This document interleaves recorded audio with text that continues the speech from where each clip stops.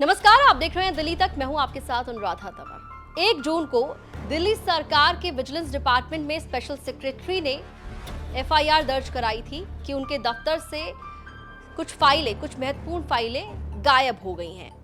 ये मामला काफी ज्यादा सुर्खियों में भी रहा और आपको बता दें कि ये जो मामला है, इस मामले ने तूल जब पकड़ी थी जब दिल्ली की चुनी हुई सरकार को सुप्रीम कोर्ट की संवैधानिक बेंच ने ये अधिकार दिया था कि दिल्ली की सरकार अधिकारियों के पोस्टिंग और ट्रांसफर कर सकती है। ये अधिकार हासिल करने के बाद दिल्ली सरकार ने 13 मई को विजिलेंस डिपार्टमेंट के स्पेशल सचिव YVVJ राजशेखर को काम से हटा दिया था और उसके 2 दिन के बाद 16 तारीख को राजशेखर ने ये आरोप लगाया कि उनके दफ्तर में घुसकर रात को 3 बजे किसी ने कई महत्वपूर्ण फाइलें वहां से गायब कर दी हैं। उन महत्वपूर्ण फाइलों में दिल्ली के मुख्यमंत्री अरविंद केजरीवाल के आवास पर जो सौंदर्यीकरण का काम हुआ है, उसकी जांच की फाइल थी।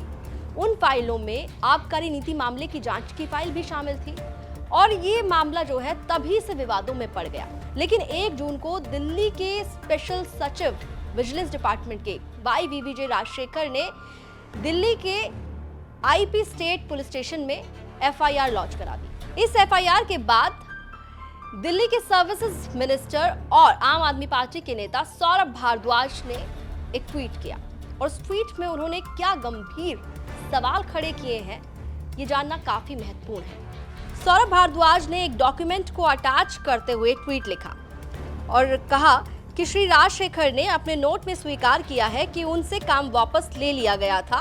उन्होंने अपने बॉस को 76 फाइलें भेजी। उसने बाकी फाइलों को अपने पास क्यों रखा? जब काम वापस ले लिया गया तो क्या फाइलों को अपने पास रखना गैर कानूनी नहीं था? अगर फाइलों को टेम्पर्ड किया गया तो फाइलों को टेम्पर्ड किसने किया? उन्हें और उनके बॉस को जवाब देना चाहिए। तो सौरभ भारद्वाज ने राजशेखर और उनके बॉस से पूछा है कि ये फाइलें कैसे टेम्पर्ड हुई, कैसे गायब हुई, जब उनसे काम वापस ले लिया तो फिर उनके पास फाइलें कैसे रह गई। तमाम सवाल उन्होंने ट्वीट करते हुए सोशल मीडिया पर पूछे हैं। दूसरी तरफ इस मामले पर राजनीति भी शुरू हो चुकी है और वहीं भारतीय जनता पार्टी की बात करें तो दिल्ली बीजेपी के नेता हरीश खुराना का एक स्टेटमेंट भी सामने आया। उन्होंने इस मामले में जिस तरीके से FIR दर्ज हुई है, उसका स्वागत किया है। दिल्ली पुलिस ने आज दिल्ली सचिवालय में हुई विजिलेंस डिपार्टमेंट के यहाँ जो चोरी हुई थी फाइलों की, उसको लेके FIR लॉन्च कर दी है। निश्चित तौर के ऊपर ये स्वागत योग्य कदम है और हम अपेक्षा ही कर रहे थे कि बहुत जल्दी इसके ऊपर FIR हो जानी चाहिए थी। अरविंद केजरीवाल साहब जब से शीश महल का घोटाला सामने आया, उनकी चुप्पी है। मुझे लगता है कि अभी भी वो कुछ नहीं बोलेंगे इस चीज के ऊपर, क्योंकि अपने भ्रष्टाचार को छुपाने के लिए रात के 2 बजे जिस प्रकार से उन्होंने उनके टीम ने उनके कहने पर ये जब कार्य कांड किया, फाइलों को चुराया, ये दिखाता है कि वो इस वक्त बुखलाए हुए हैं, उनको कुछ सूझ नहीं रहा है। लेकिन अरविंद केजरीवाल साहब, आप चिंता मत करिए, जो जांच की आंच है ना, एक दिन आप तक जरूर पहुंचेगी।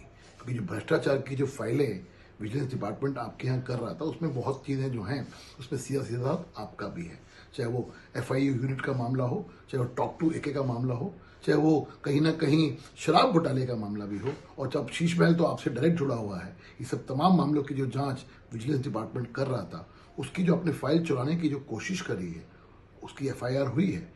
निश्चित तौर के ऊपर अरविंद केजरीवाल साहब, आपको बहुत सारे सवालों का जवाब भी देना है और एक दिन वो दूर नहीं है कि जो जांच की आंच आप तक भी पहुंचेगी, आप भी जेल के अंदर होंगे। राजनीतिक बयानों के इतर अगर देखें तो अब इस मामले में कानूनी प्रक्रिया शुरू हो चुकी है। दिल्ली पुलिस ने FIR दर्ज कर ली है। IPC की कई धाराओं में ये मामला दर्ज किया गया है। फिलहाल अब देखना होगा कि दिल्ली पुलिस इस पूरे मामले में किस तरह से एक्शन लेती है और जो फाइलें गायब हुई हैं, क्या उन्हें रिकवर कर पाती है और कहां से रिकवर करेगी। दिल्ली से जुड़ी तमाम खबरों के लिए आप देखते रहिए दिल्ली तक।